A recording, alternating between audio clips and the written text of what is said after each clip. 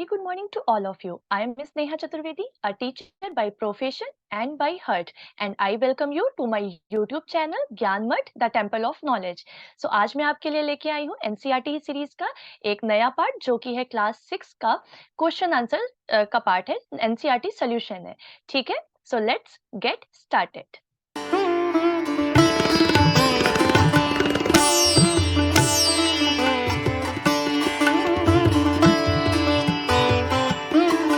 तो ये जो पार्ट है ये हमारा एनसीईआरटी का जो मैंने चैप्टर 2 अभी कंप्लीट किया है, शॉर्टिंग ऑफ मटेरियल, उसका एनसीईआरटी सॉल्यूशन है। इसमें मैंने न्यू एनसीईआरटी के जितने भी आपके क्वेश्चंस थे वो सारे इंक्लूड किए हैं, उन सबके सॉल्यूशन आपको इसमें मिल जाएंगे।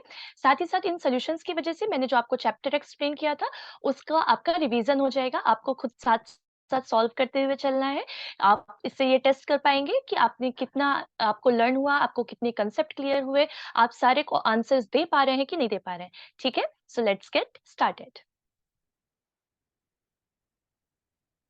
So our question 1 is name 5 objects which can be made from wood। यानी हमें ऐसे 5 ऑब्जेक्ट के नाम बताने हैं जो कि वुड से बनते हैं। बहुत ही इजी है, बहुत सारे ऑप्शन हो जाएंगे। मैंने जो 5 लिए हैं वो है हमारा चेयर, टेबल, बेड, अलमीरा और सोफा। ठीक है, now comes to next. Match the object given below with the material from which they could be made. ठीक है, यहाँ पे आपको क्या करना है, यहाँ पे मैंने 2 टेबल दे रखी है। एक जो है वो क्वेश्चन टेबल है and this one is the answer table. ठीक है, ये वाली जो है वो आंसर टेबल है एंड ये एज इट इज मैंने एनसीईआरटी से क्वेश्चन टेबल उठाई है। ठीक, सो आपको इसमें करना क्या है, जो आपके ऑब्जेक्ट है उनको सही मटेरियल से मैच करना है। इसमें एक चीज और है कि एक ऑब्जेक्ट बहुत से मटेरियल से बन सकता है, बहुत सारे मटेरियल से बन सकता है, लेकिन मैंने या हमने जो है यहाँ पे इसमें जो आंसर रिक्वायर्ड था वो ये था कि एक जनरल एक बनता है जिन चीजों से उनको मैच करना है। ठीक है, सो यहाँ पे देखिए, यहाँ पे आंसर देखिए, बुक किस चीज से बनती है, बुक हमारी बनती है पेपर से। ठीक है, टम्बलर, टम्बलर क्या होता है, जिसके अंदर पानी भरा जाता है, पानी की बोतल या पानी का कंटेनर को हम टम्बलर कहते हैं। तो टम्बलर किसका बना होता है, टम्बलर हमारा बना होता है ग्लास का। ठीक है, चेयर, चेयर जनरली किसकी बनती है, वुड की बनती है। नेक्स्ट है हमारा टॉय, टॉय किसका बनता है, शूज सॉरी प्लास्टिक का बनता है। And last one is our shoes, ये हमारा किसका बनता है, लेदर का बनता है। ठीक है, क्लियर हो गया। Now comes to next question number, state whether the statement given below are true और फॉल्स। ठीक है, आपको यहाँ पे बताना है कि जो आपके स्टेटमेंट है या फॉल्स है, जो गिवन स्टेटमेंट है वो आपके ट्रू है या फॉल्स है, आपको ये बताना है। ठीक है, so first one is stone is transparent while glass is opaque. क्या ये सही है, मैंने आपको क्या बताया था, ट्रांसपेरेंट मटेरियल कौन से मटेरियल्स होते हैं, जिनके अंदर से लाइट पास हो जाती है और जिनके आर पार हम देख सकते हैं। तो क्या एक स्टोन अगर मेरे फेस के सामने होगा तो क्या उस स्टोन के बाद आप मेरा फेस देख सकते हैं, नहीं। तो अगर स्टोन क्या है, स्टोन क्या है, ट्रांसपेरेंट नहीं है। वेयर एज ग्लास से आप मेरा फेस देख सकते हैं, तो इसका मतलब है कि ग्लास जो है वो ट्रांसपेरेंट है। तो यानी ये जो स्टेटमेंट है ये उल्टा लिख दिया गया है, स्टोन इज ओपैक और ग्लास क्या होता है, हमारा ट्रांसपेरेंट होता है। तो इसलिए क्योंकि ये स्टेटमेंट उल्टा लिखा हुआ है, ये स्टेटमेंट हमारा क्या हो जाएगा, फॉल्स हो जाएगा। ठीक है, now comes to next one. A notebook has a luster while eraser does not. Eraser में लस्टर नहीं होता, शाइन नहीं होती है, करेक्ट है। पर क्या नोटबुक में लस्टर होता है, क्या नोटबुक में शाइन होती है, पेपर में शाइन होती है, नहीं। ठीक है, सो ये हमारा क्या हो जाएगा, ये स्टेटमेंट भी हमारा फॉल्स हो जाएगा। चॉक डिजोल्व इन वाटर, क्या अगर आप चॉक को लीजिए और उसका पाउडर बना के अगर आप उसे वाटर में डाल रहे हैं और अच्छे से स्टर कर रहे हैं, क्या वो डिजोल्व हो जाती है, क्या वो डिसअपियर हो जाती है, नहीं। उसके पार्टिकल्स जो होते हैं वो एज इट इज प्रेजेंट होते हैं, वो डिजोल्व नहीं होता है। सो ये हमारा ये भी स्टेटमेंट क्या हो जाएगा, फॉल्स हो जाएगा। Next one is a piece of wood float on water. एक वाटर सॉरी जो वुड की पीस होती है, एक छोटा सा वुड का टुकड़ा होता है, क्या वो वाटर पे फ्लोट करता है, हाँ। लकड़ी हमेशा वाटर पे फ्लोट करती है। रीजन क्या बताया था मैंने, क्यों कोई चीज वाटर पे फ्लोट करती है, अगर उसकी डेंसिटी जो होती है वो वाटर से कम होगी तो वो चीज वाटर पे फ्लोट करेगी, और अगर डेंसिटी हाई होगी तो वो चीज वाटर पे फ्लोट नहीं करेगी, उसके अंदर सिंक हो जाएगी, डूब जाएगी। सो इन केस ऑफ वुड, लकड़ी के केस में क्या होता है, लकड़ी हमेशा वाटर पे फ्लोट करती है, ट्रू हो जाएगा। ठीक है, clear. Now comes to next, sugar does not dissolve in water. क्या शुगर वाटर में डिजोल्व होती है? जब आप एक स्पून शुगर को वाटर में डाल के उसे अच्छे से स्टिर करते हैं, क्या उसके आपको क्रिस्टल दिखते हैं? नहीं दिखते, वो डिसॉल्व हो जाती है, डिसअपियर हो जाती है। इसका मतलब क्या हो जाएगा? ये वाला statement, sugar is soluble in water. Clear? Now comes to next. Oil mixes with water. Oil के बारे में मैंने आपको बहुत डिटेल में बताया जब पढ़ाए थे कि ऑयल जो आता है वो हमारे फैट की कैटेगरी में आता है, और फैट जो होता है वो इनसॉल्युबल होता है वाटर में।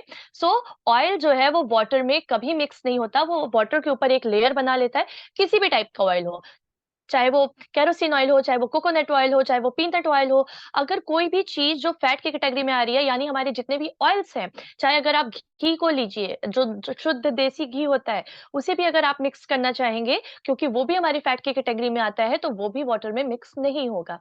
सो हमारा ये वाला statement, oil mixes with water, ये भी हमारा फॉल्स हो जाएगा। Next one is sand settle down in water. ये हमारा ट्रू है। अगर आप वाटर को अगर आप वाटर में सैंड को डिसॉल्व करना चाहोगे या उसमें मिक्स करोगे, सो वो हमेशा कहाँ पे, बेस पे, जो भी उसके कंटेनर, जिस भी कंटेनर में वाटर है उसका जो बेस होगा उस पे हमेशा सेटल हो जाती है। देखिए आप नदी वगैरह में अगर आप कभी गए हो, तो नदी में क्या होता है, जो बेस होता है उसके बेस पे जो सैंड होती है वो सेटल डाउन होती है। वो पानी में हर जगह नहीं तैरती रहती है, वो बेस पे सेटल रहती है। ठीक है, इससे दो चीजें क्लियर होती हैं। दो चीजें होती हैं कि जो सैंड की डेंसिटी है वो वाटर से ज्यादा है, एंड सेकंड वन इज कि वो हमेशा बेस पे जो है वो सेटल डाउन रहती है। ठीक है, वाटर में डिसॉल्व नहीं होती है, इनसॉल्युबल इन वाटर होती है। क्लियर हो गया? सो हमारा ये वाला स्टेटमेंट क्या हो जाएगा? ट्रू हो जाएगा, sand settle down in water. ठीक, next one is vinegar dissolve in water. मैंने आपको जब पढ़ाया था ये चैप्टर, उसमें मैंने आपको बताया था कि विनेगर जो होता है वो वाटर में डिसॉल्व होता है। ठीक है, तो ये स्टेटमेंट हमारा ट्रू हो जाएगा। Now comes to next question number 5। Given below are the, wait a minute. Given below are the names of some object and materials: water, basketball, orange, sugar, globe, apple and earthen pitcher. earthen pitcher क्या होता है? जो हमारा मिट्टी का मटका होता है, जो मिट्टी का पॉट होता है जिसमें पानी भर के रखा जाता है गर्मियों के लिए, जो ठंडा करता है। मिट्टी का घड़ा आप सबने देखा होगा, उसी को ही क्या कहा गया है? earthen pitcher कहा गया है। तो इन्हें हमें दो ग्रुप में करना है।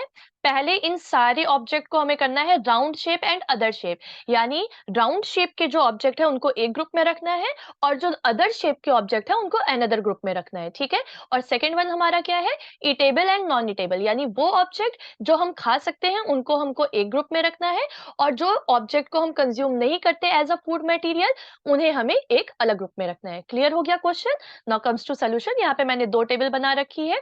पहली है हमारी सोल्यूशन ए की, यानी राउंड शेप और other shape, and second one is eatable and non eatable. ठीक है, सो हमारा राउंड शेप में क्या आ जाएगा? बास्केटबॉल आ जाएगा, ग्लोब आ जाएगा, ऑरेंज आ जाएगा। ठीक है, अदर शेप में हमारा क्या? वाटर का क्या? वाटर का कोई शेप नहीं होता, उसे जिस कंटेनर में रखा जाता है वो जिस एरिया में होता है, पॉन्ड में होगा तो पॉन्ड का शेप ले लेगा, रिवर में होगा रिवर का शेप ले लेगा, ग्लास में होगा ग्लास का शेप ले लेगा। सो उसे जिस कंटेनर में रखा जाता है वो उसका शेप ले लेता है। सो वाटर हमारा अदर कैटेगरी में आएगा।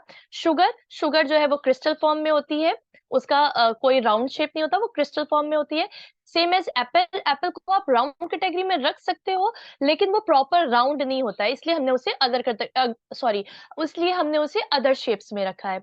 And next one is earthen pitcher. Earthen pitcher का भी यही है, आप नीचे से तो वो सर्कल होता है, लेकिन क्योंकि उसका मुंह जो होता है वो पूरा सर्कल नहीं होता है, that's why we have made it other shapes में। ठीक है, हमने इन्हें किस कैटेगरी में रखा है? We have put it into earthen pitcher into other shape. ठीक है, now comes to next eatable and non eatable. Water eatable होता है, हम ड्रिंक करते हैं। ऑरेंज ईटेबल होता है, हम खाते हैं, विटामिन सी बहुत होता है इसमें। शुगर एज यूजुअल ईटेबल हो, स्वीटनर की जरूरत होती है, मोस्ट ऑफ घरों में शुगर ही यूज होती है। Next one is Apple, eatable होता है, apple in a day keeps a doctor away. Next one is non eatable, हमारा क्या हो जाएगा? अर्थन पिचर, यानी मटका, उसे हम खाते नहीं, उसमें हम पानी रखते हैं। ठीक है, बास्केटबॉल, वो भी खेलने के काम आती है। ग्लोब, वो भी हम पढ़ने और इन सब में यूज करते हैं। क्लियर हो गया ये question? Now comes to next. List all the items known to you that float on water. Check and see if they will float on an oil or kerosene. ठीक है, कौन कौन से ऑब्जेक्ट होंगे? बहुत सारे होते हैं, मैंने यहाँ पे 6 रखे हैं, आप चाहो तो और ऐड कर सकते हो। ठीक है, plastic bottle, wood, piece of thermocol, cork, cork oil पे और केरोसिन पे फ्लोट करेगा। ठीक है, ये सारे आइटम्स जो हैं वो वाटर पे फ्लोट करेंगे, लेकिन इनमें से कोई भी आइटम जो है वो ऑयल या केरोसिन पे या किसी भी तरह के ऑयल पे फ्लोट नहीं करेगा। क्लियर हो गया? Now comes to next. Find the odd one out from the following. ठीक है, इसमें से जो एक सबसे अलग है, 3 जो है जितने भी हैं वो, उनमें से बाकी सारे एक कैटेगरी में आएंगे, एक ग्रुप में हम उन्हें रख सकते हैं, जबकि एक ऐसा होगा जिसे जो इस ग्रुप में के लिए सुटेबल नहीं होगा, हमें उस एक को ढूंढ के उनका नेम करना है। ठीक है, क्वेश्चन क्लियर हो गया?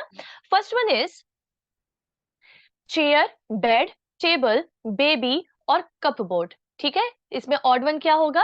इसमें हमारा ऑड वन हो जाएगा बेबी। इसके बहुत से वो हो जाएंगे, मतलब पहला एक तो सिंपल यही है कि बाकी सारे नॉन लिविंग है, ये बेबी जो है वो लिविंग कैटेगरी में आता है, तो सिंपल एक यही हो जाएगा। इसके बाद है हमारा नेक्स्ट है रोज, जैस्मिन, बोट, मैरीगोल्ड, लोटस। इसमें हमारा ऑड वन आउट क्या है? बोट है। बोट क्यों है? क्योंकि इसके अलावा जितने भी हैं वो सारे फ्लावर्स हैं, जबकि बोट जो है वो क्या है? वो एक मतलब आप कह सकते हैं मशीन है या फिर एक फ्लोटिंग डिवाइस है। ठीक है, next one is aluminium, iron, copper, silver, sand. इसमें क्या अलग हो जाएगा? इसमें हमारा अलग हो जाएगा सैंड। क्यों अलग हो जाएगा? एल्यूमिनियम, आयरन, कॉपर, सिल्वर ये हमारे किस कैटेगरी में आ जाएंगे? मेटल कैटेगरी में आ जाएंगे। इनमें लेस्चर होता है, इनमें शाइन होती है, ये सारे हमारे मेटल कैटेगरी में आ जाएंगे, जबकि सैंड जो है। Now comes to next, sugar, salt, sand, copper, sulphate. इसमें हमारा ऑड वन आउट क्या होगा? इसमें हमारा ऑड वन आउट हो जाएगा सैंड। क्यों होगा? क्योंकि ये जितने भी शुगर है, चाहे वो सॉल्ट है या कॉपर सल्फेट है, ये सारे किस फॉर्म में होते हैं? ये सारे होते हैं हमारे क्रिस्टल फॉर्म में। इनकी जो अपीयरेंस होती है वो क्रिस्टल होती है, आपने देखा, जबकि जो हमारी सैंड होती है वो क्रिस्टल फॉर्म में नहीं होती है।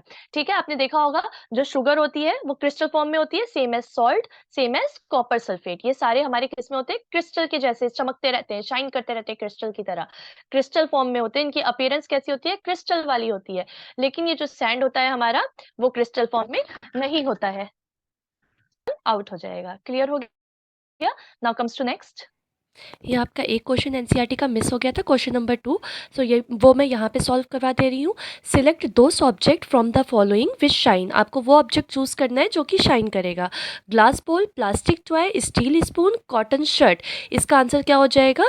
Steel spoon. स्टील स्पून ही ऐसा ऑब्जेक्ट है जो कि शाइन करेगा। बाकी आपका ग्लास बोल, plastic toy, steel spoon, sorry cotton shirt, ये तीनों जो है वो शाइनलेस है, जबकि आपका स्टील स्पून क्या होगा? वो आपका शाइनिंग ऑब्जेक्ट होगा। क्लियर? इसी के साथ आपके एनसीईआरटी में जो है वो 7 क्वेश्चन ही थे। सो ये जो आपका पूरा चैप्टर था, क्लास 6 का chapter 2 sorting of material, I hope ये आपको पूरी तरीके से क्लियर हो गया होगा। इसका रिवीजन भी मैंने करा दिया, एनसीईआरटी सॉल्यूशन आपके साथ शेयर कर लिया, और आई होप कि आपको बहुत ही अच्छे तरीके से, बहुत ही समझ में आया होगा। और मिलते हैं नेक्स्ट पार्ट में, तब तक के लिए नमस्ते।